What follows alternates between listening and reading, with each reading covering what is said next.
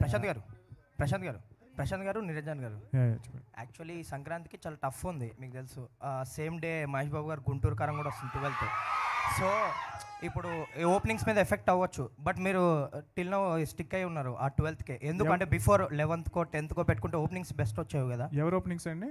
మీకండి openings. Okay okay.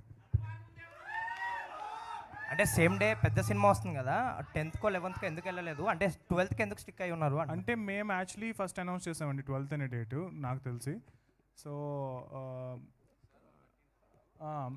యాక్చువల్గా మేము 12th ఖాళీగా ఉంది అనుకునే మేము 12th అనౌన్స్ చేసాము. సో మేము అనౌన్స్ చేసిన తర్వాత మేము ఆల్రెడీ హిందీలో అక్కడ ఇక్కడ అంతా అగ్రిమెంట్స్ మొత్తం అన్నీ అయిపోయినాయి.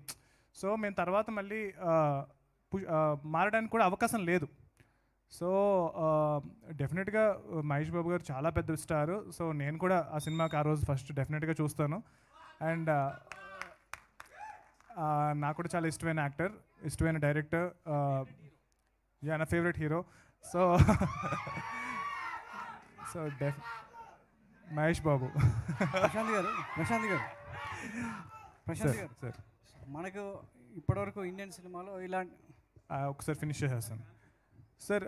బేసికల్గా మా సినిమా ఫస్ట్ 1-2-3 డేస్ కలెక్షన్స్ మీద డిపెండ్ అయ్యే సినిమా కాదని మేము నమ్ముతున్నాం సార్. సో మా సినిమా అంటే చాలా ఎక్కువ రోజులు వెళ్తుంది అన్న నా నమ్మకం చాలా ఎక్కువ ఉంది మాకు కానీ ప్రొడ్యూసర్ కానీ సినిమా చూసుకున్నప్పుడు. సో ఈ సినిమాని ఒకసారి వచ్చి చూస్తారు, మళ్ళీ వచ్చి చూస్తారు, హనుమంతుడి కోసం మళ్ళీ వస్తారు. సో అలా మల్టిపుల్ థింగ్స్ ఉన్నాయి సినిమాలో రెండోసారి వచ్చి చూడడానికి. సో మా నమ్మకం ఏంటి అంటే కనుక ఈ సినిమా ఎక్కువ రోజులు ఆడుతుందని మా నమ్మకం. సో మేము డే 1 ఎన్ని థియేటర్స్లో రిలీజ్ చేస్తామన్నది క్వశ్చన్ కాదండి, ఫస్ట్ వీక్ అన్నది క్వశ్చన్ కాదు.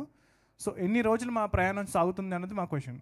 సో మా నమ్మకం మేము హనుమంతుడిలాగా చాలా చిన్నగా మొదలవచ్చు, బట్ హనుమంతుడు ఎలాగైతే ఎంత పెద్ద ఆయన అవ్వగలరో మా సినిమా కూడా ఆ రేంజ్కి వెళ్తుందని మేము నమ్ముతున్నాం. Thank you. ప్రశాంత్